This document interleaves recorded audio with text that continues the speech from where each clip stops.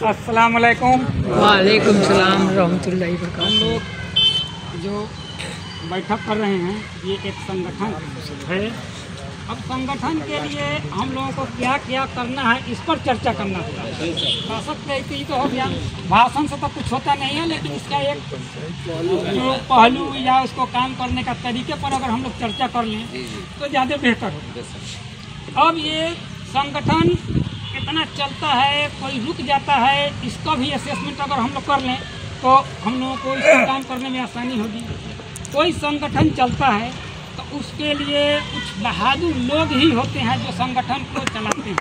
कारण इसका ये है, संगठन को चलाने के लिए आपको मेहनत, अपने साधन से काम और अपना काम छोड़ के आना पड़ता है, जिसके लिए मेहनताना आपको तत्काल नहीं मिलेगा।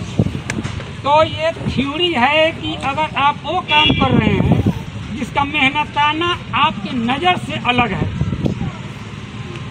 और उस काम को कंटिन्यू कर रहे हैं, यहाँ तक कि आप उसको अगर मैच्योरिटी तक पहुँचा देते हैं, तो ये इसका दावा करता है कि वो मेहनताना आपको 100% ज़्यादा देगा। पूरा क्रांति का इतिहास देख लीजिए। हम एक कौम की बात करते हैं, हम लोग यहाँ रोना रोते हैं कि हम कम हैं, हमारे पास संसाधन कम है ना, पढ़े लिखे कम हैं। हम एक कम्युनिटी की बात करते हैं जिससे हम लोग सीख सकते हैं। वो कम्युनिटी पैदा हुई है बंजर ज़मीन से, जहाँ पानी भी नहीं होता है, आबादी भी हम लोगों के बराबर है, लेकिन आज उस कम्युनिटी का फाइनेंशियल रोल पूरा इंडिया में 20% है। अब आप अंदाज़ा कर सकते हैं कि वो कम्युनिटी आई है बंजर ज़मीन से, जहाँ पानी नहीं होता है। अगर इस पर हम लोग चर्चा कर लें कि वो कौन सी कमेटी क्या करके वो आगे बढ़ी, ये भी बात है कि वो सरकार से सहयोग भी ले लेती है और सरकार को सहयोग भी देती है। अगर इस बात को अगर हम लोग सीख लें तब तो हमको लगता है कि हम लोग भी इस कमेटी को बढ़ाने में कामयाब हो जाएंगे। अगर तत्काल हमको चाहिए मजदूरी, तुरंत मेहनताना, तो ये समाज नहीं चलेगा, आपका परिवार चलेगा। तो अपना परिवार चलाने के लिए आप मेहनत कीजिए, लेकिन इस संस्था को चलाने के लिए आपको बिना मेहनताना का मेहनत करना पड़ेगा। वो उस वक्त तक जब तक इसको हम लोग मैच्योर नहीं बनाते। रियलिटी है। हम आपको एक देखिए, उस कम्युनिटी और कौम की बात बाद में बताएंगे। पहले ये बता दें कि ये जो आपको मजदूरी मिलेगा तो कैसे मिलेगा और कब मिलेगा। अब इसको हम लोग एकदम सिंपल ढंग है, LIC का एक फार्मूला है, जिंदगी के साथ भी और जिंदगी के बाद भी, है ना।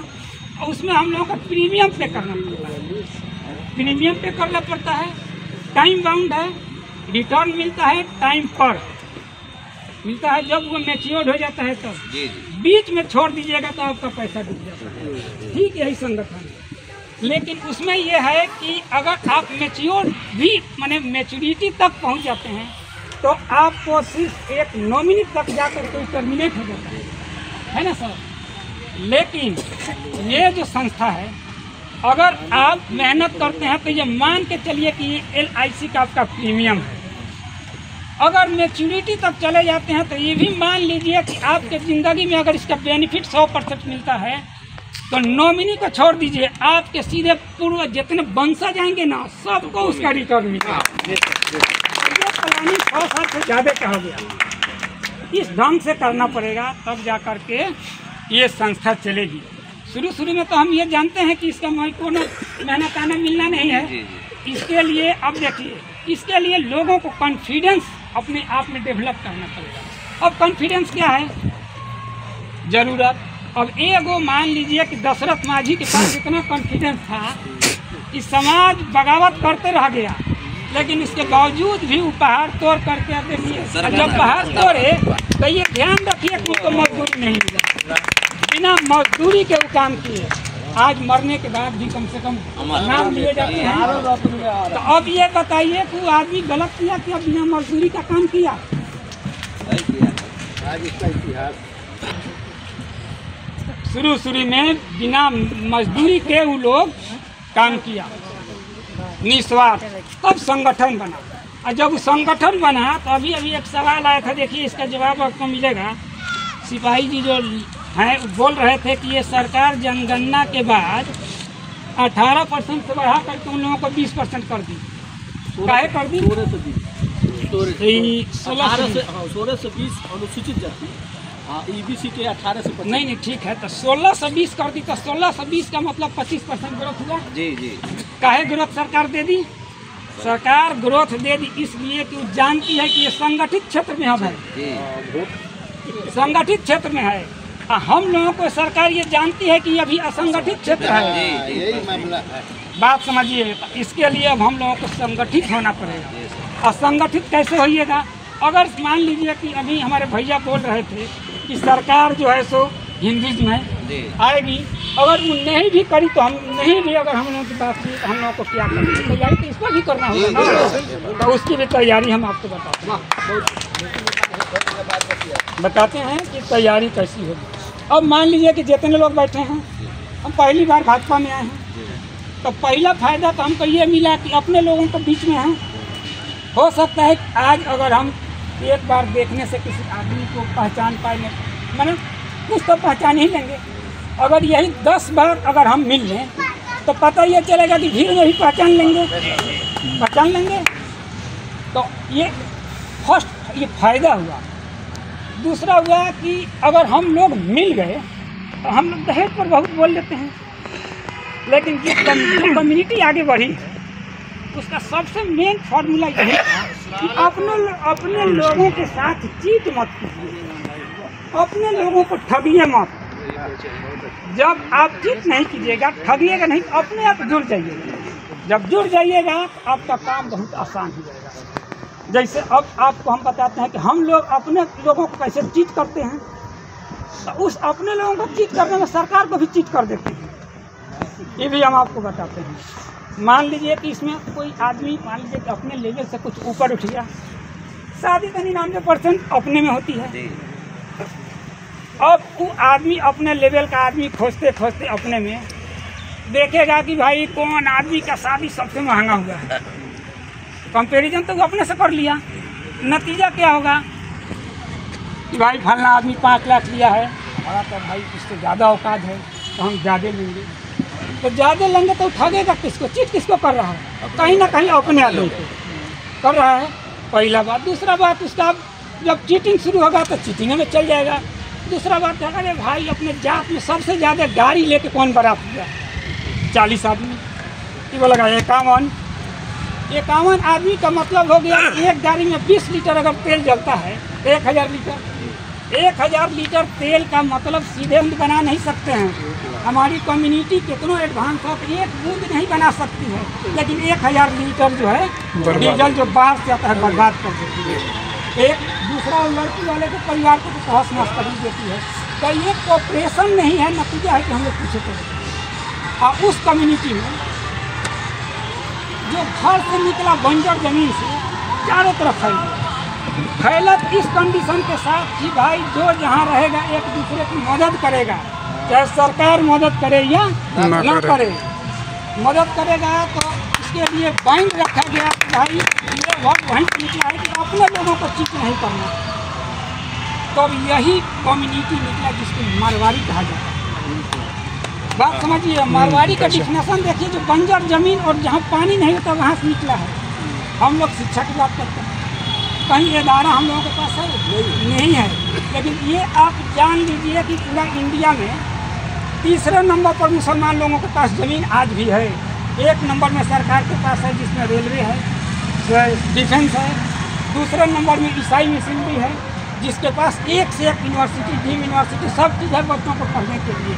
तीसरे नंबर पर वक्फ बोर्ड आता है, आप पता कर लीजिएगा। वक्फ बोर्ड के पास इतनी ज़मीन है, एक यूनिवर्सिटी, डीम यूनिवर्सिटी बता दीजिए।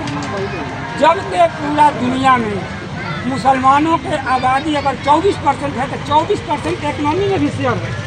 ये नहीं है कि इसमें इकनॉमी का शेयर कम है, तो कहाँ हम लोग ठीक करें? इस पर भी ध्यान देना होगा। अपने लोगों को नहीं ठगना होगा। तो इसके लिए बहुत आसान तरीका है, बस केकरा प्रवृत्ति को छोड़ देना होगा। अब केकरा प्रवृत्ति क्या है? देखिए, जब अरसी लगाया जाता है ना तो इतना जगह रहता है कि केकरा बहुत आराम से उसमें घुस जाता है और अकेले निकल भी सकता है। लेकिन एक केकड़ा जाएगा, आएगा जाएगा, कोई दिक्कत नहीं है। दूसरा केकड़ा जाएगा तो फिर उसके बाद निकलने नहीं देगा। उसके बाद ऐसा होगा कि जितना केकड़ा जाएगा वो एक दूसरे को पकड़े रह जाएगा, किसी को निकलने नहीं देगा। तो हम लोग भी यही कंपेरिजन करते हैं कि भाई हम अगर मान लीजिए कि छत बना लिए, हमारे भाई का अगर मरई है तब हम सुपर हो गए। कंपेरिजन ऐसे मत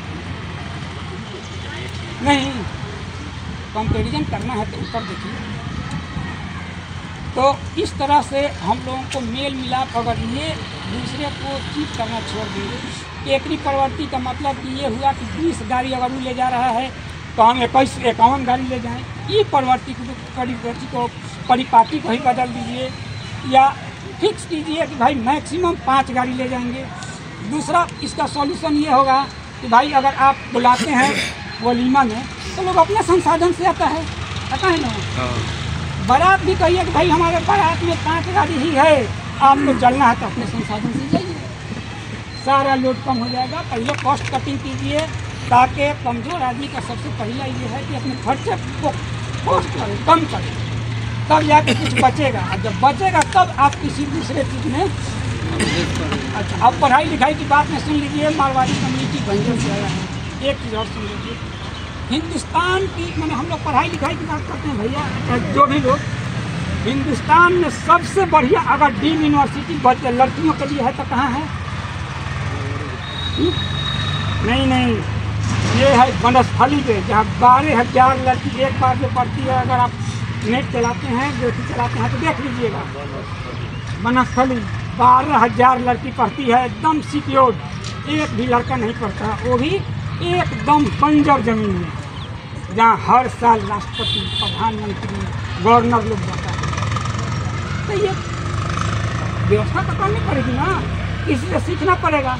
हम लोग जाते जाते पानी में आधा दूर जाते हैं, मंजिल पता नहीं चलता है, आधा दूर से ज़्यादा भी चले गए तो या तो लौटना शुरू करते हैं, मंजिल नहीं पता चलता है, या डूब जाते हैं।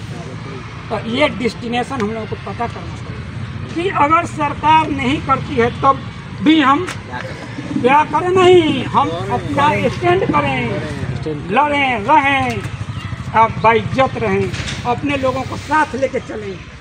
और नहीं तो पता ये चलेगा कि जहाँ लड़की अपने कम्युनिटी में पैदा हो गई तो उसके दिमाग में उसी दिन बैठ जाएगा कि भाई इसको तो हमारा ही आदमी, इसको हमको जो है सो पसीना छुड़ा ही देगा, है कि नहीं? सारा संसाधन तो लूट ही लेगा, चाहे बिगाड़ देगा, खराब कर देगा। ये सब हटाना। चलिए इसी के साथ अब इसको हम टाइम बहुत। अस्सलाम वालेकुम।